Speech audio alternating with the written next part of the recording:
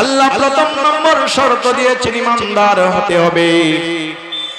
ইমানদার যদি না হয় কোনো মানুষ পৃথিবীতে যত ভালো কাজ করুক না কেন, যতই সত্যবাদী হোক না কেন, যতই মানব দরদী হোক না কেন, যতই আখলাক ওয়ালা হোক না কেন, যতই ভালো মানুষের পরিচয় দেখ না কেন, কিন্তু আল্লাহ পাক রব্বুল আলামিনের কাছে পরকালে বিন্দু মাত্র তার কোনো দাম নেই।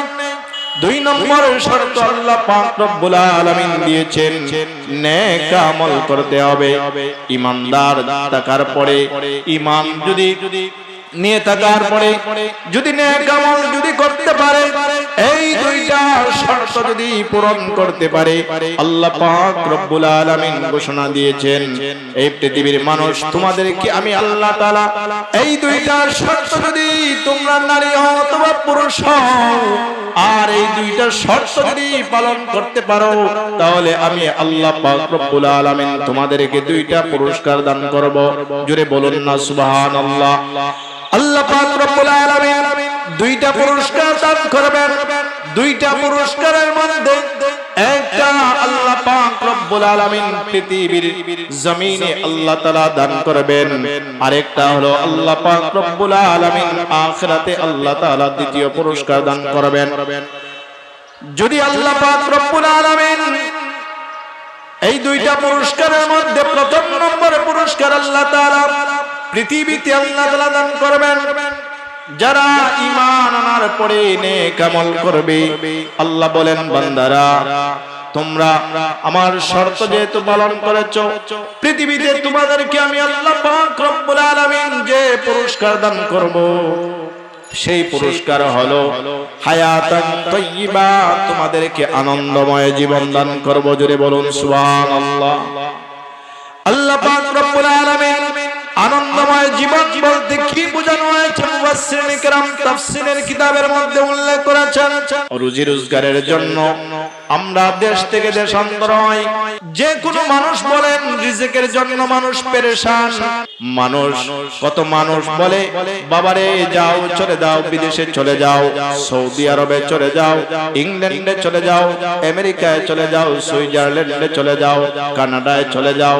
কেন চলে যাও? বাংলাদেশে টাকার মান কম, তুমি যদি বিদেশে যদি চলে যাও, সেখানে গিয়ে বেশি টাকা পয়সা রুজি করবে, সেখানে যাওয়ার পরে তুমি বেশি টাকা উপার্জন করবে, উপার্জন করার পরে আমরা বৃদ্ধ মা বাবা তোমার এখানে আছি, আমাদের প্রতি মাসে অনেক টাকা পয়সার প্রয়োজন হয়, চিকিৎসার প্রয়োজন হয়, টাকা পয়সা কম থাকার কারণে আমরা সুস্থভাবে জীবন যাপন করতে পারতেছি না, আমাদের চিকিৎসা খাতে অনেক টাকার প্রয়োজন হয়, আমরা এই টাকাগুলা জোগাড় করতে পারতেছি না, বড় কষ্টে দিন যাপন করতেছি।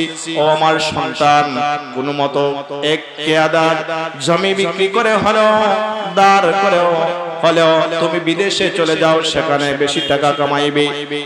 এবার সন্তান চিন্তা করে, আমার মা বাবা, বৃদ্ধ মা বাবা অসুখের তাড়নায় অনেক কষ্ট করতেছে, আমি যদি বিদেশের বাড়িতে যদি যাই তাহলে বেশি টাকা উপার্জন করতে পারবো, বেশি টাকা উপার্জন করে আমার বৃদ্ধ মা বাবার চিকিৎসার জন্য সেখান থেকে টাকা পাঠাবো, আমার বৃদ্ধ মা বাবার চিকিৎসার জন্য টাকার ফয়সালা হবে। আবার আমার ঘর বাড়ি বানানোর দরকার।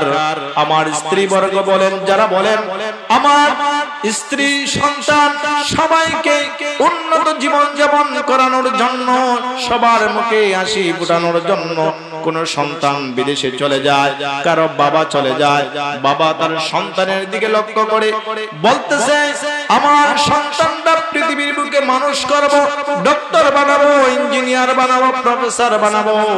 এই সমাজের মধ্যে উন্নত লেখাপড়া করার কারণে সে প্রতিষ্ঠিত হবে, এই সমাজের মানুষের সাথে মিলেমিশে বসবাস করবে, তার উন্নত জীবন গড়ার জন্য বাবা নিজের কষ্ট ত্যাগ করে বিদেশে চলে যায়, সেখানে বেশি টাকা পয়সা কামানোর জন্য। সেখানে যাওয়ার পরে অনেক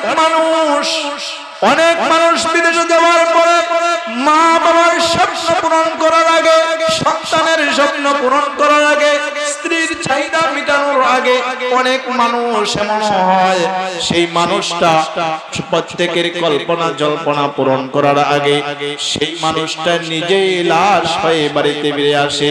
আবার কোন মানুষটা বরফের মধ্যে পড়ে সেখানে গলে যায়। জুড়ে বলুন ঠিক কিনা?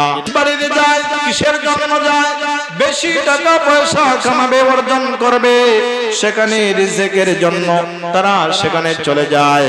কিন্তু রিজিক তালাশ করার জন্য যাওয়ার পরে মানুষটা যখন পেরেশান বোধ হয়, অনেক কষ্ট ত্যাগ করে, কষ্টগুলা ত্যাগ করার পরও যখন সন্তানের মুখে হাসি ফোটাতে পারে না, সন্তানের চেহারা দেখতে পারে না, মা বাবার চেহারা দেখতে পারে না, আবার স্ত্রীর চেহারা দেখতে পারে না, তার স্বপ্নগুলা স্বপ্ন পূরণ হওয়ার আগে সে দুনিয়া থেকে স্বপ্ন নিয়ে বুকে ছাপা দিয়ে দিয়ে সেখান থেকে বিদায় হইতে হয়।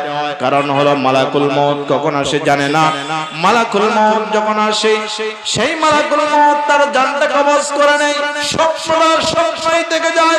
কারণ সে রিজিকের জন্য বিদেশে গিয়েছিল, সবার স্বপ্ন পূরণ করার জন্য গিয়েছিল, সবার স্বপ্নটা পূরণ করার জন্য সেখানে গিয়েছিল।